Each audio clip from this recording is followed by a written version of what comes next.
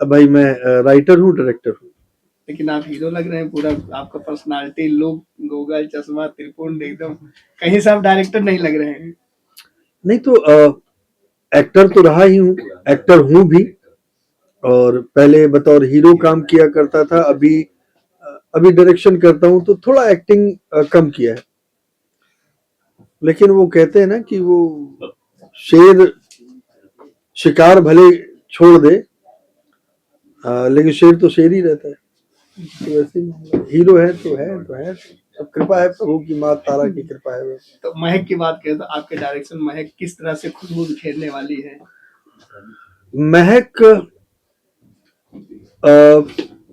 बेटियों को खासकर खेल प्रतिस्पर्धा में, प्रतियोगिता में बढ़ावा देने, भाग लेने के उद्देश्य से बनाई जा रही है कि उनके अभिभावक अपनी बेटियों को भी खेल कूद स्पोर्ट्स में आगे बढ़ाएं।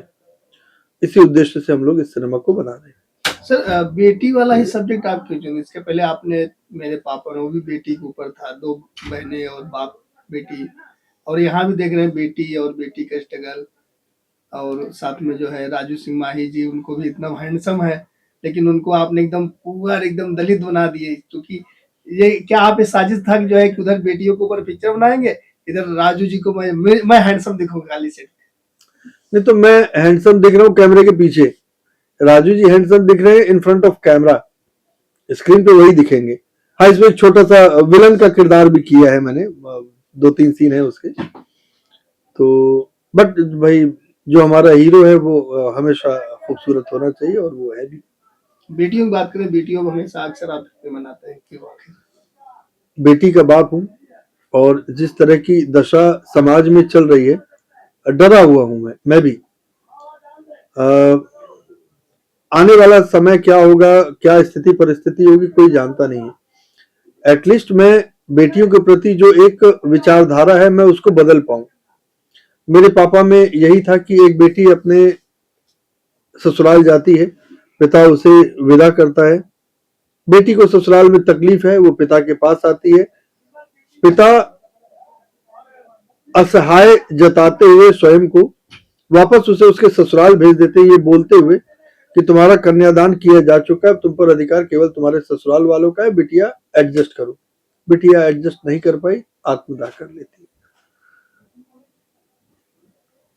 संदेश उसके माध्यम से ये देना चाह रहा था कि अगर एक बेटी को ससुराल अच्छा मिल जाता तो उसकी तकदीर, लेकिन अगर ससुराल अच्छा नहीं मिलता तो ऐसी स्थिति में बिटिया जाएगी कहाँ? अपने बाप के पास आएगी। और बाप ही जब अपने आप को असहाय घोषित कर देता है कि अब हमारे ऊपर तुम्हारा कोई अधिकार नहीं, तुम पर हमारा कोई अधिकार नहीं है, तो स्वामित्व के हस्तांतरण का खेल बेटियों के साथ ही क्यों? जबकि होना ये चाहिए कि आपने विदा किया, बहुत अच्छी बात है, ससुराल उसको बहुत अच्छा मिल जाए और उसकी तकदीर। लेकिन अगर ससुराल अच्छा नहीं मिलता है तो जितने धूमधाम से आपने अपनी बिटिया को विदा किया है, उतने ही धूमधाम से उसको वापस लेकर के आई। वो जगत जननी है, चराचर सृष्टि की रचयिता है, वो जन्मदात्री है। एक अबोध बच्चे को जन्म देकर के वो समाज में चलने फिरने के योग्य बना सकती है, तो अपना जीवन यापन भी कर सकती है, बशर्ते आप उसको वो सुविधाएं दें, सहूलियतें दें। इसलिए मैंने उसे बनाया। इस फिल्म के माध्यम से यह है कि बेटियां भी सपने देखती हैं जैसे बेटे देखते हैं, तो उनके सपनों को बाधित मत कीजिए, उनको भी अनंत आसमान में उड़ने दीजिए। ऐसा कोई कार्य नहीं है जो एक बेटा करता और बेटी नहीं कर सकती, बेटी भी वो सब कुछ कर सकती है। शरीर से कोमलांगी होती है ना, कमजोर थोड़ी ना होती है वो, मानसिक रूप से वो बेटों से ज्यादा सबल है। ये इस फिल्म का उद्देश्य है, जिस उद्देश्य से हम इस फिल्म को बना रहे हैं। तो जब ये फिल्म आएगी, दर्शकों के बीच रिलीज होगी, तो जो ग्रामीण अंचल की बेटियां हैं, लड़कियां हैं, क्या उनको एक पंख मिलेगा, उनका अपने मनचाहा सपना साकार करने का या उड़ान भरने का? इवन स्पोर्ट्स में ग्रामीण अंचल की बेटियां ज्यादा हैं। शहरी लड़कियां जो हैं वो पढ़ाई लिखाई में, कॉमर्शियल एक्टिविटीज में ज्यादा है। ग्रामीण अंचल की जो बेटियां हैं उनके पास बहुत ज्यादा स्कोप नहीं है, स्कूल है, कॉलेज है, विद्यालय है, और उसके बाद सीधा स्पोर्ट्स है।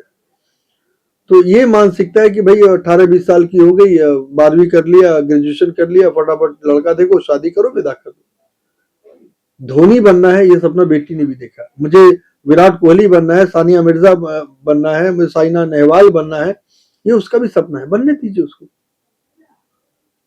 आज जिस तरीके से प्रधानमंत्री मोदी जी ने बेटी बचाओ बेटी पढ़ाओ अभियान को चलाया है, बेटी बचाओ बेटी पढ़ाओ और बेटी को आगे भी बढ़ाओ,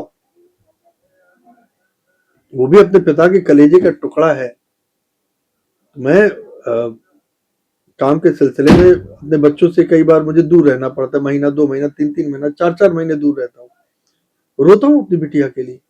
मैं अभी भी, वो 12 साल की हो गई है, अब मुझे लगता है कि भाई 8-10 साल 12 साल जब तक कि वो पढ़ाई लिखाई करके वो विदा हो जाएगी, मैं वो कल्पना नहीं कर पाता कि मेरी बिटिया मेरे साथ नहीं रहेगी एक समय के बाद। क्यों भाई?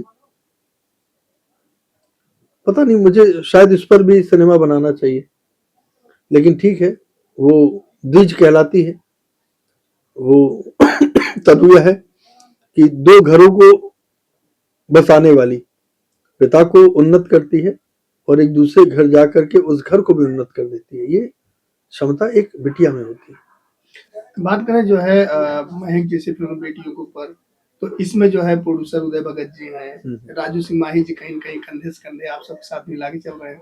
तो कितना सपोर्ट मिल रहा है आपको जो है ऐसे सब्जेक्ट पे जो है जो हृदय स्पर्शी हैं, मर्म स्पर्शी हैं, हृदय को जो है द्रवित करने वाले सब्जेक्ट, ऐसे सब्जेक्ट आप फिल्म बनाने चले हैं और कितना सपोर्ट मिल रहा है? उदय भैया ने महक की कल्पना की थी, उन्होंने कहानी लिखी और मुझे भेजा। पहले शायद कोई और भी जुड़े थे। उदय भैया मेरा कैलिबर जानते हैं, उनको पता है कि उनका ये भाई लिखेगा तो अच्छा लिखेगा, उनको ये भरोसा मुझ पर है।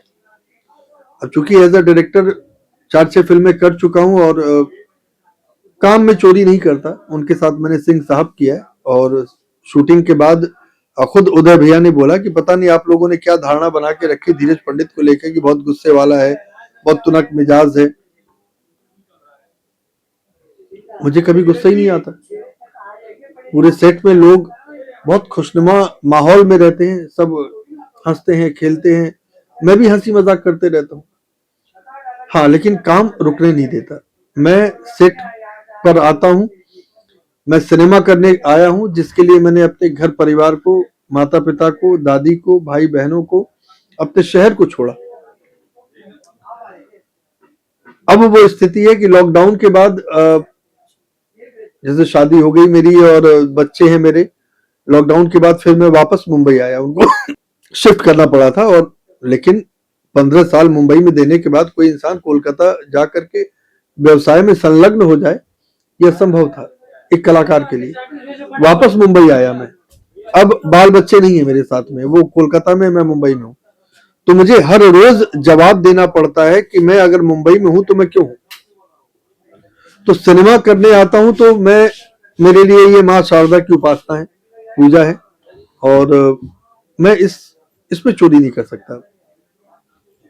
जिसके लिए इतना कुछ त्याग किया है, मैं उसके साथ गद्दारी नहीं कर सकता। तो ये चीजें उदय भैया को पता थी। अंततः उन्होंने स्क्रीन प्ले और डायलॉग के लिए फिर मुझे बुलाया। फिर जब मैंने कहानी पढ़ी तो बहुत सारे चेंजेस मुझे उसमें दिखे, मैंने वो चेंज किया और उतनी लिबर्टी उन्होंने मुझे दी। उनको पता ये लिखेगा अच्छा लिखेगा, और पूरा ताना बाना बुन करके फिर जब मैंने उनको स्टोरी नरेट किया तो उन्होंने खुद कहा कि अब इसको हिंदी में बनाते हैं और बड़े चैनल पे लेके जाते हैं। तो लिखने के बाद चीजें बदली, और मैं तो भाई जी के लिखता हूँ। हर कलाकार उनका किरदार जीता हूँ, जीने के बाद लिखता हूँ मैं। जी सर, अब बात करें जो है शूटिंग के सेट पे, जैसे अलग अलग जो है रूप में जो है नजरिया होता है सबका, ऐसे में जो है देखने को मिलता है कि जैसे कि शूटिंग के सेट पे महिला कलाकारों को लेकर के आपको नजरिया कुछ अलग देखने को मिलता है। इसके पहले फिल्म में भी देखा आपने जो है कि शूटिंग जब शुरू होने से पहले मुहूर्त आपने किया, उसमें जितने छोटे से बड़े सीनियर कलाकार, जितनी महिला का, सबका आपने माँ बहन बेटी के समान पूजा किया, उनका पाँव छू के आशीर्वाद लिया, कन्या पूजन किया। और यहाँ भी सेट पे देखने मिले सबको जो है बेटा बोल के इस तरीके से। और शूटिंग के बाद आपका जो है किसी से कोई मतलब नहीं था, जबकि यहाँ पे लोग अलग अलग अंदाजे लगाते हैं, डायरेक्टर है तो उनका क्या महिला कला के साथ होगा, अलग अलग लोग कयास लगाते हैं, तो आपके बारे में कुछ अलग सोचा जाता है, इस पे आप क्या कहेंगे? देखिए, एक तो सबसे बड़ी बात कि वो जो कर्ता वाला भाव है ना, ये अभिमान को बढ़ावा देता है। मैं अगर किसी को काम दे रहा हूं तो ये मैं नहीं दे रहा हूं, ये काम उसकी तकदीर में है। ईश्वर ने उस पर दया दिखाई है कि उसका रोजगार उसे मिले और वो काम करे। तो मैं केवल माध्यम हूं, मीडियम हूं, मैं निमित्त हूं। ईश्वर ने मुझे वो संदेश वाहक बनाया कि जाओ जाकर के उसको काम दो। इंडस्ट्री में चलता होगा भाई गिव एंड टेक, बट मुझे क्या लगता है ना कि सोच बदलती है। जब आप एक बेटी के पिता होते हैं ना, तो आपको फिर अपनी सोच को भी बदलनी पड़ती है। कर्म कर्म प्रधान है, आप जो करते हैं आपको मिलता है। कोई महिला कलाकार हमारे सिनेमा में काम कर रही है, वो भी किसी की बहन है, किसी की बेटी है, हम क्यों दुर्भावना रखें? वो एक कलाकार है। जैसे आप महत्वाकांक्षी हैं, आप स्वप्नदर्शी हैं, वैसे वो भी है। और हम सब माँ शारदा के उपासक हैं, हम उनकी संतान हैं। जैसे हम है वैसे वो भी है। तो क्यों किसी के प्रति दुर्भावना रखना? और ठीक है, जीवन में जो करना था किया, बहुत कुछ किया। ऐसी कोई इच्छा अभी अतृप्त नहीं है जो पूर्ण ना हुई हो। कोई अतृप्तता मेरे अंदर बची नहीं है, सब पूर्ण हो गई। गले तक सारे मोहबंधन से मुक्त हूं। मस्तक पर त्रिपुंड लगा है, माँ तारा का तिलक लगा है, शिखा इतनी लंबी लेकर के रखे हैं। तो इसका भी एक इसकी एक गरिमा है, उसको भंग नहीं कर सकते, उसको भंग नहीं कर सकते। और कलाकारों के प्रति, महिला कलाकारों के प्रति दुर्भावना मतलब ये पाप की श्रेणी में आता है। तो इसीलिए जब मेरे पापा मैंने की, तो अपने सारे महिला कलाकारों को बैठा करके उनका पैर पूजन करके, तिलक लगा के, आरती उतार के, दक्षिणा दे करके उनसे आशीर्वाद दिया कि मेरी बहन, मेरी बिटिया, मुझे आशीर्वाद दो, मैं कुछ अच्छा काम कर सकूं। सुबह आपने देखा होगा गणपति रोल करते समय 10 महाविद्याओं को याद करता हूं। माँ काली, माँ तारा, माँ छिन्नमस्ता, माँ षोडशी, माँ त्रिपुर भैरवी, माँ भुवनेश्वरी, माँ धूमावती, माँ बगलामुखी, माँ मातंगी, माँ कमला। ये 10 महाविद्याओं आओ मेरे साथ रहो। तो जब वो 10 महाविद्या आपके साथ रहेगी तो मजाल है, आप दुर्भावना किसी के प्रति मन में लाएंगे, माँ छोड़ेगी नहीं आपको, अच्छा करने ही नहीं देगी। इसीलिए हीरोइन बहुत खूबसूरत है तो मैं रीझ जाऊं, मैं दीवाना हो जाऊं, मैं पिछलग्गू बन जाऊं, मैं पीछे पीछे लट्टू हो जाऊं। पहला धर्म मेरा मेरे प्रोड्यूसर की तरफ है, जो पैसा लगा रहे, मैं उनको चारों तरफ से बचाऊंगा। कहीं वो किसी चीज में ना उलझे, मैं आगे दीवार बन के खड़ा रहूंगा। महिला कलाकार के साथ बदतमीजी ना हो, मैं एक कैप्टन की तरह, एक भाई की तरह, एक बाप की तरह उनके आगे खड़ा रहूंगा। मजाल है कोई मेरी महिला कलाकार से बदतमीजी करके दिखा दे। तो सर अब चलते चलते महक को लेकर दर्शकों से क्या कहना चाहेंगे? फिल्म देखिए, बहुत बहुत शानदार बना रहा हूं मैं। हर कोई कहता है कि भाई मेरा दही मीठा है, कोई खट्टा नहीं कहता, मैं भी नहीं कह रहा। लेकिन हाँ, ये महक अब तक की मेरी सबसे बेस्ट मेकिंग में है। लोकेशन हमें बहुत अच्छा मिल गया, कलाकारों का चयन बहुत अच्छा है, और मेरी फिल्म में रहता भी है कि मैं कलाकार अच्छे चुन के लाता हूं। और वो मिथक है कि एक डायरेक्टर गधे से भी काम करा लेता है, नहीं। मुझे काम करने के लिए, अभिनय करने के लिए अभिनेता चाहिए, कलाकार चाहिए। अच्छा कलाकार होगा तो आपका सिनेमा सार्थक होगा। कितने भी अच्छे राइटर हो, कितने भी अच्छे डायरेक्टर हो, आपकी लेखनी, आपके निर्देशन को जीने वाला अगर एक सही कलाकार नहीं है तो आपका सिनेमा सार्थक नहीं होगा। बहुत अच्छी फिल्म है महक, हर बेटी को, हर पिता को देखनी चाहिए। और इसमें ये भी त्याग है कि हर बच्चों को भी एक सीख है कि उनके पढ़ाई लिखाई, उनकी परवरिश में उनके माता पिता कितनी मेहनत करते हैं, इस फिल्म को देख करके उन्हें समझ में आएगा। तो एक माँ और उसकी बेटी की कहानी है कि एक अनपढ़ माँ जिसको शिक्षा नहीं मिली, तो अशिक्षित होने का दर्द उसको पता है। तो जो दर्द उसने झेला है, जिन विषम परिस्थितियों का उसने सामना किया, उनकी बेटी ना करे, इसलिए वो अपनी बेटी को पढ़ाती है और पढ़ा के जो उसका सपना है कि पुलिस में बहाली करानी है, मेरी बेटी को बड़ा आईएएस ऑफिसर, आईपीएस ऑफिसर बनाना है, वो बनाती है। तो उसके बीच का वो जो उसका संघर्ष है, वो आपको महक में देखने को मिलेगा। Thank you so much sir.